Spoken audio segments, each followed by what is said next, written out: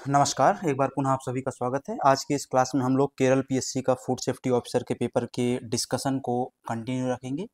पिछली क्लास तक हमने 37th क्वेश्चन तक डिस्कशन कर लिया था। आज की इस क्लास से हम लोग 38th क्वेश्चन से कंटिन्यू रखेंगे, उसको रिज्यूम करेंगे। डिस्कशन चालू करने के पहले एक छोटी सूचना कि हम लोग टेस्ट सीरीज भी चला रहे हैं 7000 प्रश्नों की। इसके तहत उसी फॉर्मेट में, जिस फॉर्मेट में हम लोग यहाँ डिस्कशन कर रहे हैं, उसी फॉर्मेट में आपको डिस्कशन फाइल के साथ साथ आंसर क्वेश्चन प्रोवाइड किया जाएगा। यह एप्लीकेशन से चल रहा है, एप्लीकेशन बेस्ड है। उसी फॉर्मेट में, जिस फॉर्मेट में एमपीपीएससी हमारा पेपर लेगा, दैट मीन्स कि विथ निगेटिव मार्किंग ये रहने वाला है। और इसके लिए ज्वाइन करने के लिए आपको जॉब्स वाले की एप्लीकेशन डाउनलोड करनी होगी। इसके तहत हम लोग 70 टेस्ट प्रोवाइड करेंगे। 5 टेस्ट ऑलरेडी अपलोड हो चुके हैं। चालू करते हैं हमारे क्वेश्चन को। 38th क्वेश्चन से हमको अपनी कहानी को आगे बढ़ाना है। 38th क्वेश्चन कहता है सबसे पहले कि unlicensed sale of the foods shall be punishable with, है ना। यदि आप क्या कर रहे हैं, बिना लाइसेंस के भोजन बेच रहे हैं, यदि आप क्या कर रहे हैं, बिना लाइसेंस लिए भोजन बेच रहे हैं, स्टॉल लगा रहे हैं, रेस्टोरेंट चला रहे हैं, तो उस स्थिति में कितना फाइन हो सकता है, मैक्सिमम की बात की जा रही है। ठीक है, तो मैक्सिमम जो पनिशमेंट है इस अनलाइसेंस्ड फूड की कंडीशन के लिए वो है imprisonment which is up to 6 month, 6 माह तक की जेल हो सकती है। और फाइन हो सकता है, जो कि कितना हो सकता है, मैक्सिमम 5 लाख रुपए तक का साइन हो सकता है, फाइन हो सकता है। ठीक है, अब ये पूरी की पूरी जो कहानी है पनिशमेंट की, वह अलग अलग चीज़ों में क्या है, अलग अलग सेक्शन में डिवाइडेड है। ठीक है, जैसे उदाहरण के लिए मैं बात कहूँ कि ये कहाँ तक आता है, सेक्शन 64 तक आता है। और चालू कहाँ से होता है, सेक्शन हमारा 50 से चालू होता है। जैसे सेक्शन 50 में क्या दिया गया, penalty for selling food not for the nature और अ सब्सटेंस और अ क्वालिटी डिमांडेड। जिस प्रकृति का खाना डिमांड किया जाता है, क्लेम किया जाता है, उस प्रकृति का खाना तुम क्वालिटी खाना डिलीवर नहीं कर रहे हो, तो उसके लिए फाइन कहाँ दिया, सेक्शन 50 में। ये बहुत ज़्यादा इंपॉर्टेंट नहीं एग्जाम के पर्सपेक्टिव से। एग्जाम के पर्सपेक्टिव से क्या इंपॉर्टेंट है, 51 क्या बात की गई है, डायरेक्ट एक वर्ड दिया गया है, सब स्टैंडर्ड फूड बेचते हैं तो कितना फाइन है, बोले 5 लाख रुपए तक का फाइन है। किसी प्रकार का कोई इम्प्रिजनमेंट नहीं है, सिर्फ फाइन है 5 लाख का। ठीक है, यदि आप क्या करते हैं, मिस ब्रांडेड फूड बेचते हैं तो कितना फाइन है, 3 लाख का। ठीक है, यदि आप क्या करते हैं, मिस लीडिंग एडवर्टाइजमेंट करते हैं तो 10 लाख रुपए तक का फाइन है। ठीक है, यदि मैक्सिमम पनिशमेंट की बात करें तो ये मैक्सिमम पनिशमेंट दरअसल क्या है, उसमें उसके रूप में अर्थदंड के रूप में, है ना। अर्थदंड के रूप में मैक्सिमम पनिशमेंट इसी मिस लीडिंग एडवर्टाइजमेंट के लिए है, जो कि कितना रखा गया है, 10 लाख रुपए रखा गया है। ठीक है, यदि फूड आपका कैसा है, एक्सटेनियस मैटर कंटेन करता है। एक्सटेनियस मैटर कैसा हो सकता है, कोई बाहरी पदार्थ जो पॉइजनस भी हो सकता है, आपके स्वास्थ्य के लिए नुकसानदायक भी हो सकता है, उसके लिए फाइन कितना है, 1 लाख रुपए तक का फाइन है। तो ये कुछ कैटेगरीज हैं, उसके दंड के प्रावधान हैं जो आप ध्यान में रखेंगे। एक जो आपके काम का है वो क्या है, अनसेफ फूड के लिए कितना फाइन है। अब अनसेफ फूड 3 प्रकार का हो सकता है। एक, कोई इंजरी कॉज नहीं करेगा, मतलब अनसेफ है लेकिन कोई बड़ी इंजरी कॉज नहीं कर रहा है। दूसरा, नॉन ग्रीवियस टू इंजरी, है ना। तीसरी कैटेगरी हो सकती है ग्रेवियस टू इंजरी, और ग्रीवियस इंजरी कॉज कर सकता है। चौथा है कि डेथ हो सकती है। 4 कैटेगरी। ठीक है, हमको जो सबसे इंपॉर्टेंट ध्यान में रखना है इस कैटेगरी में वो क्या है, डेथ वाला, कि maximum punishment for unsafe food is. तो अनसेफ फूड के लिए जो मैक्सिमम पनिशमेंट होता है वो कितना होता है, वो होता है क्या है, डेथ की कंडीशन में हो सकता है। और कितना होता है, 7 साल की जेल हो सकती है और 10 लाख का क्या हो सकता है, फाइन हो सकता है। ये मैक्सिमम अपर लिमिट है। ठीक है, तो ये आपका पूरा का पूरा क्या है, इस प्रकार की चीजें दी हुई हैं, ये आप जरूर क्या है ध्यान में रखें। ठीक है, हमारा जो क्वेश्चन था कि अनलाइसेंस फूड के लिए क्या पनिशमेंट है, तो ये कहाँ दिया हुआ है, सेक्शन 63 में दिया हुआ है। क्या दिया हुआ है, punishment for carrying out a business without licence unlicense food. ठीक है, तो ये कितना है, 6 माह की जेल है, 5 लाख का जुर्माना है। ठीक है, चलो 39th क्वेश्चन है कि death cause due to consumption of any food purchase from a seller is liable to be compensated with. ठीक है, कि किसी विक्रेता से खरीदे गए खाद्य के सेवन से मृत्यु होने पर मुआवजा कितना दे होगा। अभी जस्ट पीछे बात करी थी। ठीक है, अभी जस्ट पीछे बात करी थी, यहीं पर हमने कहीं एक जगह पर, वो था अनसेफ फूड के संबंध में, कि अनसेफ फूड से संबंध में यदि डेथ हो जाती है तो कितना जेल होता है, तो 7 साल का जेल होता है। कितना फाइन लगता है, 10 लाख का फाइन लगता है।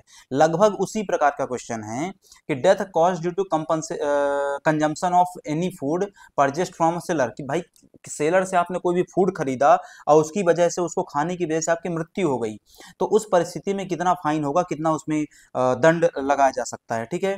तो इसमें सिंपल से एक जो बात हमारी इसलिए फिट बैठती है वो है, पहला कि not less than 5 lakh, not less then 10 lakh, not exceeding 3 lakh, या फिर की है 7 लाख। इसमें से जो सबसे सही ऑप्शन फिट बैठता है वो सजा क्या होगी कि not less than 5 lakh, 5 lakh से कम का आर्थिक दंड नहीं लगेगा, ठीक है। ये 39। अब ये बात कहाँ लिखी हुई है, तो compensation in case of injury of a death, ये कहाँ पे लिखा है, 65 में लिखा हुआ है। क्या लिखा हुआ है, not less than 5 lakh rupees in case of a death, और not exceeding 3 lakh rupees in case of a grievous injury. ये तो कोई बहुत बड़ी वो हुई है, इंजरी हुई है, वो हुई है, क्या बोलना चाहिए, चोट लगी है आपको, है ना।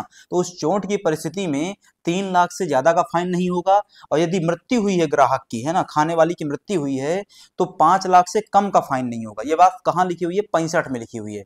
और जो ऊपर हमने डिस्कस किया वो किसके मामले में था, अनसेफ फूड के मामले में, जहां पे डेथ के मामले में कितना था, 7 साल की जेल और 10 लाख का फाइन, ठीक है। चलो अगला आता है, अच्छा ये सब जो फाइन होगा वो कितने दिन में प्रोवाइड करना होता है, 30 डेज ऑफ इंसिडेंट, है ना, कि आज घटना हुई थी, 30 दिन के अंदर ये सब प्रोवाइड किया जाएगा, ठीक है। खैर अगला आता है 40th question, the maximum penalty to be imposed on a person who sells any food which is not in compliance with the provisions और regulation of the food safety act, कि यदि आप कोई ऐसा खाद्य पदार्थ बेचते हैं, सेल करते हैं, जो इस कानून के, फूड सेफ्टी हमारा जो स्टैंडर्ड एक्ट है उस कानून के प्रावधानों का उल्लंघन करता है, उस कानून के प्रावधानों का पालन नहीं करता है, तो उस परिस्थिति में कितना अधिकतम जुर्माना विक्रेता पर लगाया जा सकता है, ठीक है। ऑप्शन है हमारे 10 लाख, नॉट एक्सीडिंग 2 लाख, 2 लाख से ज्यादा नहीं होना चाहिए, ठीक है। तीसरा उसी में आ जाता है 5 लाख से ज्यादा नहीं होना चाहिए। चौथा है कि 25,000 रुपए का जुर्माना होना चाहिए, ठीक है। तो penalty imposed on a person who sells any food which is not in compliance with the provisions of the food safety act, उस केस में जो प्रावधान रखा गया वो कितना रखा गया है, penalty of not exceeding more than 5 lakh, कितने की, 5 लाख से ज्यादा का आर्थिक दंड नहीं लगाया जा सकता, ठीक है। ये बात कहाँ लिखी हुई है, तो 50 में क्या कहता है, सिंपल सा 50 की बात करें तो, penalty for selling food not of the nature और अ सब्सटेंस और अ क्वालिटी डिमांडेड, जिस प्रकृति का भोजन, जिस क्वालिटी का भोजन, जिस सब्सटेंस का भोजन मैंने डिमांड किया था, तुमने क्लेम किया था, वो नहीं प्रोवाइड करोगे, तो उस परिस्थिति में कितने का फाइन हो सकता है, 5 लाख का। और यदि सब स्टैंडर्ड फूड प्रोवाइड करोगे तब भी कितने का फाइन होगा, 5 लाख का। ये 50 और 51 का जो प्रोविजन है, दरअसल 50 और 51 का प्रोविजन ही क्या कर रहा है, हमारे 40वें क्वेश्चन का आंसर कर रहा है, ठीक है। ये बात जो क्वेश्चन में दी हुई है डायरेक्टली कहीं भी नहीं लिखी हुई है, लेकिन हम इसको इंटरप्रिटेट करेंगे। इंटरप्रिटेट कैसे करेंगे, व्याख्या कैसे करेंगे, हम उसकी 50 और 51 से करेंगे, ठीक है। चलो 41st question, energy yield per unit weight of a food is known as, है ना, कि जो हमारा भोज्य पदार्थ होता है, खाना होता है, उसमें से जो एनर्जी निकलती है उसकी एग्जैक्टली वो क्या होती है, क्वांटिटी, मेजरमेंट की क्वांटिटी क्या होती है, कैलोरिक वैल्यू बोलते हैं, कैलोरीफिक वैल्यू बोलते हैं, एनर्जी डेंसिटी बोलते हैं, दोनों बोलते हैं, दोनों नहीं बोलते हैं, ठीक है। इसका राइट आंसर क्या है, ठीक है, इसका राइट आंसर है नन ऑफ दीज। अब तुम्हारे दिमाग में आया होगा साला कि यार फूड से जो एनर्जी आती है उसको कैलोरी में मापते हैं, तो कैलोरीफिक वैल्यू बोलेंगे, बात सही है, तुम सोच सही रहे हो, लेकिन क्वेश्चन गलत है। क्वेश्चन में लिखा हुआ है energy yield per unit weight of the food is known as. समझो तुमने क्या किया, खाना खाया, तुमने खाना खाया, लेट्स अज्यूम तुमने आज चावल खाया, कितना, 200 ग्राम चावल खाया, कितना चावल खाया, 200 ग्राम। अब चावल 200 ग्राम खाया, मैं मानता हूं कि चावल में क्या होता है, कार्बोहाइड्रेट होता है, कार्बोहाइड्रेट के 1 ग्राम से क्या मिलता है, 4 कैलोरी मिलती है, किलो कैलोरी एनर्जी मिलती है, मतलब मोटा मोटा कहें तो 200 गुणे क्या हुआ, 4 हुआ, मतलब तुमने 800 कैलोरी खा लिया क्या, ये तो गलत बात हुई, तुमने 800 कैलोरी खाया ही नहीं है। तो बोले क्वेश्चन में ट्विस्ट क्या है, ट्विस्ट, क्वेश्चन में ट्विस्ट है, यहाँ फूड शब्द का प्रयोग किया गया है, यहाँ पे क्या शब्द प्रयोग होना चाहिए था, न्यूट्रिएंट। तुम फूड की कैलोरी नहीं मापते हो, तुम न्यूट्रिएंट की कैलोरी मापते हो। तुम 200 ग्राम चावल खाओगे तो उसमें कार्बोहाइड्रेट कितना है, प्रोटीन कितना है, फैट कितना है, ये मापोगे।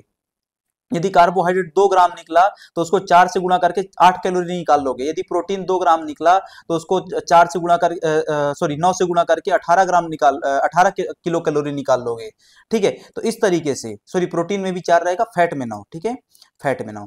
प्रोटीन में पर यूनिट कितना होता है, 4, कार्बोहाइड्रेट में पर यूनिट कितना होता है, 4 किलो कैलोरी पर ग्राम कितना होता है, और फैट में कितना होता है पर ग्राम, 9 किलो कैलोरी, ठीक है। ये एग्जैक्टली वो है, मेजरमेंट है। तो यहाँ पे समस्या कहाँ पे फूड शब्द में है, ना कि ऑप्शंस में। यदि यहाँ पे क्या होता न्यूट्रिएंट शब्द होता तो राइट आंसर क्या हो जाता हमारा, कैलोरीफिक वैल्यू हो जाता। ठीक है, वही एक्सप्लेनेशन मैंने यहाँ पे नीचे दिया हुआ है। ठीक है, चलो अगला आता है RQ of the fats is less than carbohydrates because of, है ना, जो रेस्पिरेटरी कोशेंट होता है वह फैट्स का कम होता है as compare to the carbohydrates. क्यों? पहला ऑप्शन है fats have lesser oxygen content, दूसरा आ जाता है इसी में हमारा वो है carbohydrate have lesser oxygen content, तीसरा है fats have higher oxygen content, चौथा आ जाता है नन ऑफ दिस। ठीक है, what is the right answer? तो राइट आंसर क्या होगा वापस से कि इसी में ऑप्शन ए और ऑप्शन 2 में देखें, एक में कहता है कि फैट में ऑक्सीजन कंटेंट कम होता है, दूसरे में कहता है कि कार्बोहाइड्रेट में ऑक्सीजन कंटेंट कम होता है। अब तुम फैट के फॉर्मूलाज बेसिक जो फॉर्मूलाज होते हैं और कार्बोहाइड्रेट के जो बेसिक फॉर्मूलाज होते हैं, यदि उनको देखोगे तो कार्बोहाइड्रेट में फिक्स ऑक्सीजन आपका रहेगा ही रहेगा। कार्बोहाइड्रेट में CnH2O का होल एन क्या है, हमेशा वो बना रहेगा। CnHO का होल है ना, वो हमेशा बना रहेगा। ठीक है, उस बेसिक फॉर्मूले में क्या शामिल है, ऑक्सीजन हमेशा शामिल है। तो जो ऑक्सीजन का कंटेंट है ना, जो ऑक्सीजन का कंटेंट है वह कार्बोहाइड्रेट में ज्यादा है as compare to the fats. और हम यहाँ किसकी बात कर रहे हैं, रेस्पिरेटरी कोशेंट की बात कर रहे हैं। रेस्पिरेटरी कोशेंट किस पे डिपेंड करता है, ऑक्सीजन पे ही तो डिपेंड करता है। जब वो ऑक्सीजन पे डिपेंड कर रहा है, ऑक्सीजन कार्बोहाइड्रेट में ज्यादा है as compare to the fat, तो राइट आंसर क्या हो जाता है ए, जिसमें कहता है कि fats have lesser oxygen content. बात सही है। ठीक है, तो respiratory quotient is the ratio of the carbon dioxide produce to oxygen consume during the respiration, कि ये जो कार्बन डाइऑक्साइड प्रोड्यूस हो रही है उसका रेशियो है किसके कंपेयर में, ऑक्सीजन के कंपेयर में। किसके कंपेयर में, ऑक्सीजन के कंपेयर में। अब ऑक्सीजन कम कब कम रहेगी, जब तुम फैट ज्यादा लोगे।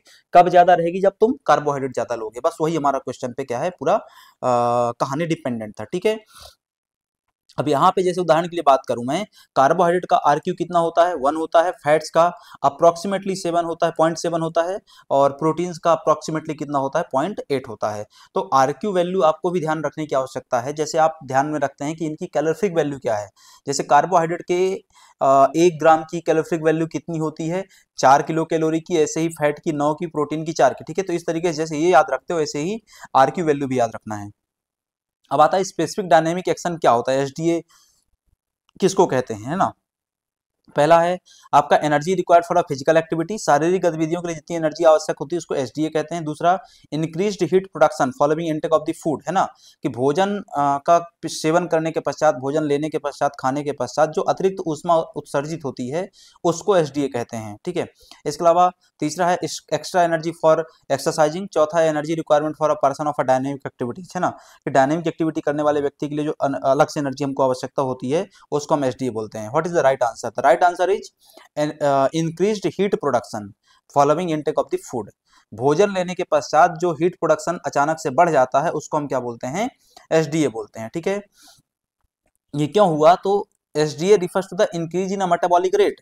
तुमने क्या किया, भोजन लिया, अरे जब भोजन लोगे तो वो क्या हो जाएगा, डाइजेस्ट हो जाएगा। डाइजेस्ट हो जाएगा तो क्या हो जाएगा, एब्जॉर्ब हो जाएगा। एब्जॉर्ब हो जाएगा तो क्या हो जाएगा, उसका मेटाबॉलिक रिएक्शन चालू हो जाएगा, मेटाबॉलिज्म चालू हो जाएगा। अरे मेटाबॉलिज्म चालू होगा तो क्या होगा, हीट प्रोडक्शन चालू हो जाएगा। वो हीट प्रोडक्शन किसके रूप में आता है, एटीपी के रूप में आता है। किसके रूप में आता है, एटीपी के रूप में आता है। वही बात यहाँ पे क्या है, कही गई है। अगला आता है which one of these an essential amino acid, निम्नलिखित में से कौन सा एसेंशियल अमाइनो एसिड है। एसेंशियल अमाइनो एसिड क्या है, नॉन एसेंशियल अमाइनो एसिड क्या है, ठीक है, सैचुरेटेड फैटी एसिड क्या है, अनसैचुरेटेड फैटी एसिड क्या है। ये लगातार हम पिछली क्लासेस में पढ़ चुके हैं, वापस से पढ़ लेंगे, लेकिन ये आपको रटना पड़ेगा, ध्यान में रखना पड़ेगा। ठीक है, एसेंशियल अमाइनो एसिड क्या होते हैं, वो जो हमारे शरीर के लिए आवश्यक हैं। क्यों, क्योंकि हमारे शरीर में वो नहीं बनते हैं, इसलिए हमको क्या करना पड़ेगा, उनको बाहर से लेना पड़ेगा। नॉन एसेंशियल अमाइनो एसिड क्या है, वो जो हमारे शरीर के लिए आवश्यक हैं लेकिन हमारे शरीर में बनते भी हैं, इसलिए हमको उनको बाहर से लेने की आवश्यकता नहीं है। ठीक है, आवश्यक दोनों हैं, लेकिन एक शरीर में बनता है, एक शरीर में नहीं बनता है। जो नहीं बनता वो एसेंशियल हो गया, जो बनता है वो नॉन एसेंशियल हो गया। ठीक है, तो एसेंशियल अमाइनो एसिड कितने होते हैं, 9 होते हैं। कितने, 9 होते हैं। कौन कौन से, leucine, isoleucine, histidine, lysine, methionine, threonine, phenylalanine और ट्रिप्टोफैन, और आखिरी में क्या आ जाता है हमारे इसमें, वैलिन आ जाता है। ठीक है, तो ये 9 क्या होते हैं, अमाइनो एसिड होते हैं इसेंशियल कैटेगरी के। नॉन इसेंशियल कैटेगरी या एनी डबल ए जो कैटेगरी कहलाती है उसमें 11 अमाइनो एसिड आते हैं। वो लिस्ट यहाँ पर क्या है, आउटलाइन की गई है। अब जो क्वेश्चन था, अब क्वेश्चन में आप जाएंगे और क्वेश्चन के हिसाब से क्या है, हमारा आपका आंसर निकाल लेंगे कि वो क्या है, अस्पार्टिक एसिड है। ठीक है, अच्छा यहाँ पे आंसर भी टाइप हो गया था, सॉरी। इसके बाद अगला आता है which one of the following has the lowest iodine value. ठीक है, निम्नलिखित में से किसकी सबसे कम आयोडीन वैल्यू होती है। ठीक है, सोयाबीन तेल की, कॉटन सीड या कपास का जो तेल होता है, कपास के बीज का तेल होता है वो, बीफ फैट की, या फिर कॉर्न ऑयल की, है ना। निम्नलिखित में से किसकी आयोडीन वैल्यू कम होती है। सबसे पहले आता है आयोडीन वैल्यू क्या होती है, तो it is a grams of iodine absorbed bye 100 gram of fat oil. ठीक है, एक 100 ग्राम फैट या ऑयल लीजिए, वह 100 ग्राम फैट या ऑयल कितना आयोडीन एब्जॉर्ब कर पाता है, उसी को दरअसल हम क्या कहते हैं, आयोडीन वैल्यू कहते हैं। लेकिन ऐसा करने की आवश्यकता क्या है, क्यों कर रहे हो, ताकि पता कर सको कि उस फैट या ऑयल में अनसैचुरेशन कितना है। Degree to identify the degree of the unsaturation, this iodine number method is used. ठीक है, यदि लोअर आयोडीन नंबर है तो हम मानेंगे कि हमारा जो फैट है वो सैचुरेटेड है। इसका मतलब मानेंगे कि फैट क्या है, स्टेबल है, ऑयल क्या है, स्टेबल है। दूसरा कि यदि हायर आयोडीन नंबर निकल के आता है तो हम मानेंगे कि हमारा फैट ज्यादा अनसैचुरेटेड है और कम सैचुरेटेड है। इसका मतलब कम स्टेबल है। कम स्टेबल का मतलब रेंसिडिटी हो सकती है। रेंसिडिटी क्या है, फैट या ऑयल का ऑक्सीजन के साथ रिएक्शन कर जाना, खुली हवा के साथ रिएक्शन कर जाना। क्वेश्चन पे लौटते हैं, which one of the following has the lowest iodine number. Lowest iodine number का मतलब मोर स्टेबल, निम्नलिखित में से सबसे ज्यादा स्टेबल कौन रहने वाला है। ठीक है, तो ये यहाँ पे पूरी की पूरी एक लिस्ट दी हुई है स्टेबिलिटी की।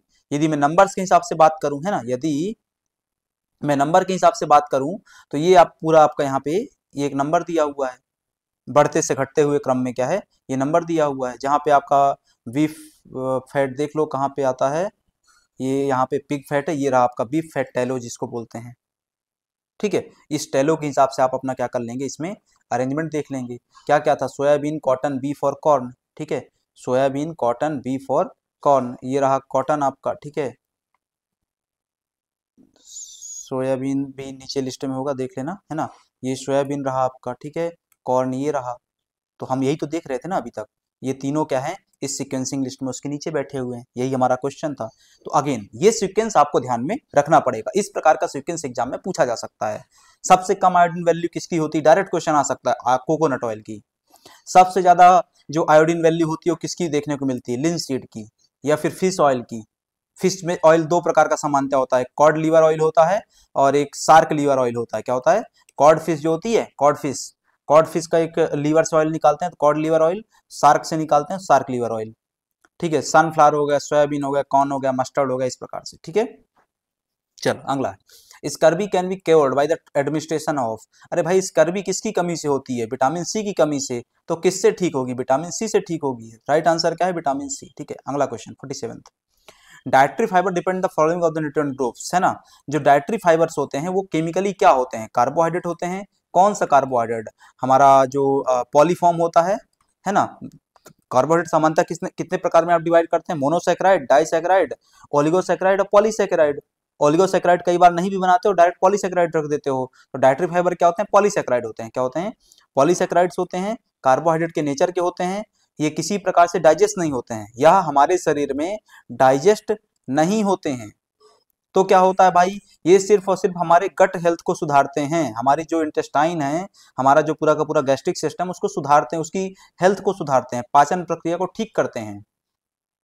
तो dietary fibre represent the following nutrient group, carbohydrates. किसको रिप्रेजेंट करते हैं वो लोग, कार्बोहाइड्रेट्स को रिप्रेजेंट करते हैं। बस यही क्वेश्चन था। ठीक है, अगला, अब उसमें मैं नहीं जा रहा हूं कि डायट्री फाइबर क्या है, फाइबर का पूरा वीडियो डाला हुआ है यूट्यूब में भी, आप देख सकते हैं, उसका पढ़ाया हुआ है। ठीक है, कि the one which is not used as a calorifier, निम्नलिखित में से किसको कैलोरीफायर या स्पष्टक के रूप में यूज नहीं किया जाता है। Phosphoric acid, lead nitrate, phosphotungstic acid, या फिर उसी में आखिरी में आ जाता है हमारा लेड एसिटेट। निम्नलिखित में से राइट आंसर क्या है। तो क्लैरिफायर के रूप में किसको यूज नहीं करते हैं, यदि हम ये बात करें तो राइट आंसर क्या, फॉस्फोरिक एसिड। बट अगेन की हमको ये समझना पड़ेगा क्लैरिफायर होता क्या है। तो कैलोरीफायर एक ऐसा सब्सटेंस होता है, अथवा उसको प्रक्रिया के रूप में भी आप कई बार संबोधित करते हैं, use to remove the suspended particles, turbidity या फिर cloudiness from the liquid to make them clear और ट्रांसपेरेंट। ये एक गिलास है, इस गिलास में एक लिक्विड भरा हुआ है, इस लिक्विड में कई सारे क्या हैं, एक्सटेनियस मैटर हैं, पार्टिकल्स हैं, बाहरी पदार्थ हैं, इस और उसमें सस्पेंडेड हैं, हटाना है मुझे, कैसे हटाऊंगा मैं, तो मैं इसमें कोई एक ऐसा मटेरियल डालूंगा जिससे क्या हो जाएगा, वो सस्पेंडेड पार्टिकल्स, उसमें जो टर्बिडिटी है ना, मिश्रण है, वो सब क्या हो जाएगा, अपने आप हट जाएगा। तो इसके लिए इस सेक्टर में किसको यूज करते हैं, फूड सेक्टर में फास्फोरिक एसिड को यूज करते हैं इस काम के लिए। फूड इंडस्ट्री में इसका क्या पर्पज होता है, फूड इंडस्ट्री में, फूड इंडस्ट्री में इसका पर्पज है अपीयरेंस बढ़ाना, उसको ज्यादा आकर्षक बनाना, सेल्फ स्टेबिलिटी लेकर के आना, है ना, उसको ज्यादा क्या करना, स्टेबल बनाना, इम्प्यूरिटीज हटाना, है ना, बताया ना कि ये एक्सटेनियस मैटर था, इम्प्यूरिटी है तो हटा दो उसको, टेस्ट और टेक्सचर में क्या करना, सुधार करना। तो एक तो हमने कहा कि भाई फास्फोरिक एसिड का यूज करते हैं, लेकिन इसके अलावा भी कई सारी चीजों का यूज किया जा सकता है कैलोरीफायर के तौर पे। जैसे एक क्या होता है, बेंटोनाइट क्ले होती है, बेंटोनाइट क्ले का यूज करते हैं वाइन्स में और जूस में, क्योंकि वो क्या करता है, एडजॉर्ब्स प्रोटीन्स, रिमूव्स हेजीनेस, जिसमें हेजीनेस रहती है, टर्बिडिटी रहती है, उसको क्या कर देता है, वो हटा देता है। जिलेटिन का यूज किया जाता है फ्रूट जूस और वाइन्स में ही, है ना। इसके अलावा एग एल्ब्यूमिन का यूज करते हैं, पैक्टिनेज एंजाइम का यूज किया जाता है। तो अलग अलग मटेरियल्स क्या हैं, यूज किए जाते हैं फॉर द सेम पर्पज, ठीक है। यहाँ पे इसको यहाँ से हटा लेना, ठीक है, यहाँ से हटा लेना उसको। चलो अगला आता है, अच्छा एक मिनट, क्वेश्चन क्या था हमारा, which one of the following is not use, अच्छा सॉरी, हाँ फर्स्ट फिट, ओ सॉरी मैं ही कंफ्यूज हो गया बातों बातों में, ठीक है। किसको यूज नहीं किया जाता, फास्फोरिक एसिड को यूज नहीं किया जाता, बाकी सब यूज किया जाता है, लेड नाइट्रेट, फास्फोटंगस्टिक एसिड और लेड एसिड, ठीक है। तो लेड नाइट्रेट को बात करें, फास्फोटंगस्टिक एसिड को बात करें और लेड, है ना, इनको क्या किया जाता है, यूज किया जाता है। जो फास्फोरिक एसिड होता है उसको किसकी तरह यूज करते हैं, एसिडुलेंट की तरह यूज करते हैं, किसकी तरह, एसिडुलेंट की तरह यूज करते हैं। ये क्या करता है, पीएच को एडजस्ट करता है, क्या करता है, पीएच को एडजस्ट करता है, ठीक है। चलो लेड एस्टेट हो गया, लेड नाइट्रेट हो गया, फॉस्फोटंगस्टिक एसिड हो गया, ये यूज किए जाते हैं as a clarifier in the food industry for different food items to make them more stable, make them more more attractive, है ना, और साथ ही साथ उसमें से हेजीनेस, क्लाउडीनेस, टर्बिडिटी हटाने के लिए उनका यूज किया जाता है। अगला है ionization technique not used in mass spectrometry, है ना। मास स्पेक्ट्रोमेट्री में निम्नलिखित में से कौन सी आयोनाइजेशन तकनीक का उपयोग नहीं किया जाता, मतलब तीन का उपयोग किया जाता है, किसी एक का उपयोग नहीं किया जाता है, ठीक है। सबसे पहले समझ लो कि मास स्पेक्ट्रोमेट्री में किसी प्रकार से कोई संबंध नहीं किसका, रेडिएशन का, ये एक अलग टेक्निक है, यह एक अलग टेक्निक है, उसका ऊपर की तीन तकनीकों से कोई संबंध नहीं है। मास जो स्पेक्ट्रोमेट्री रहती है उसमें जैसे हमने कहा क्या क्या यूज किया जा सकता है, तो एक ऑप्शन था फास्ट एटम बम्बार्डमेंट, उसको यूज किया जा सकता है, ये फिजिकल मेथड के तौर पे कंसीडर किया जाता है। फील्ड एडजॉर्प्शन को यूज किया जा सकता है ना। इसके अलावा इसी में आता है लेजर एडजॉर्प्शन, उसको यूज किया जा सकता है, ये माल्डी के नाम से चलता है वो, ठीक है। इसके अलावा इलेक्ट्रॉन आयोनाइजेशन हो गया, इलेक्ट्रो स्प्रे आयोनाइजेशन हो गया, केमिकल आयोनाइजेशन हो गया, सब मास स्पेक्ट्रोमेट्री में यूज किए जाते हैं एक्सेप्ट रेडिएशन, कोई उसका संबंध यहाँ पे नहीं है। रेडिएशन की बात करें तो जब आप उसको यूज करते हैं न्यूक्लियर फिजिक्स में, रेडियो केमिस्ट्री में, रेडियो इम्यूनोअसे में, तब वहाँ पे गामा रेज या एक्स रेज का यूज कॉमनली किया जाता है। 50th क्वेश्चन है आज का, है ना। Inhomogeneity of a flow velocities and path lengths around packing particles in a column chromatography leads to, column chromatography में प्रवाह वेग और पथ लंबाई में असमानता से निम्नलिखित में से क्या उत्पन्न होता है, पार्टीशन आ जाता है, रिटेंशन आ जाता है, एडी डिफ्यूजन आता है, ये नन ऑफ दीज, है ना। राइट आंसर क्या है, तो यदि इनहोमोजेनिटी रहती, इनहोमोजेनिटी का मतलब क्या है कि एक समानता नहीं है कॉलम में, कॉलम में एक समानता नहीं है ना, सॉल्यूट और सॉल्वेंट में, तो वहां पर क्या प्रॉब्लम निकल करके आती है, एडी डिफ्यूजन की प्रॉब्लम निकल कर आती है, किसकी, एडी डिफ्यूजन की प्रॉब्लम निकल करके आती है, ठीक है। और ये क्रोमेटोग्राफी किसके लिए यूज करते हैं, सेपरेशन तकनीक है, सेपरेशन तकनीक किसका, सॉल्वेंट्स को सेपरेट करने की तकनीक है, ठीक है। अगला, the protective agent used in cryo preservation of bacterial cells, bacterial cells के क्रायो प्रिजर्वेशन के लिए निम्नलिखित में से किस तकनीक का यूज किया जाता है, तो बैक्टीरियल सेल्स के क्रायो प्रिजर्वेशन के लिए डाई मिथाइल सल्फॉक्साइड का यूज किया जाता है। किसका यूज किया जाता है? डाई मिथाइल सल्फॉक्साइड का यूज किया जाता है। किसका? डीएमएसओ का, है ना, डीएमएसओ का यूज किया जाता है। अगला क्वेश्चन है हमारा 52nd क्वेश्चन, जो कि आज का आखिरी क्वेश्चन है। Staining of a specimen using uranyl acetate has been used in. Uranyl acetate का उपयोग करके स्टेनिंग तकनीक कहाँ पे यूज की जाती है, कैसे यूज की जाती है? ठीक है, राइट आंसर क्या है? तो पहला हमारा ऑप्शन इसमें आता है एटॉमिक फोर्स माइक्रोस्कोप में इसको यूज करते हैं। दूसरा कॉनफोकल स्कैनिंग लेजर माइक्रोस्कोप में। तीसरा ट्रांसमिशन इलेक्ट्रॉन माइक्रोस्कोप में। चौथा फेज कॉन्ट्रास्ट माइक्रोस्कोप में। तो स्टेनिंग स्पेसिमेन में यदि यूरानिल एसीटेट का यूज किया जाता है तो यह तकनीक कहाँ यूज की जाती है? ट्रांसमिशन इलेक्ट्रॉन माइक्रोस्कोप में। किसमें? ट्रांसमिशन इलेक्ट्रॉन माइक्रोस्कोप में, जिसको टेम के नाम से भी कंसीडर किया जाता है। ठीक है, तो वहां पे इसको यूज किया जाता है।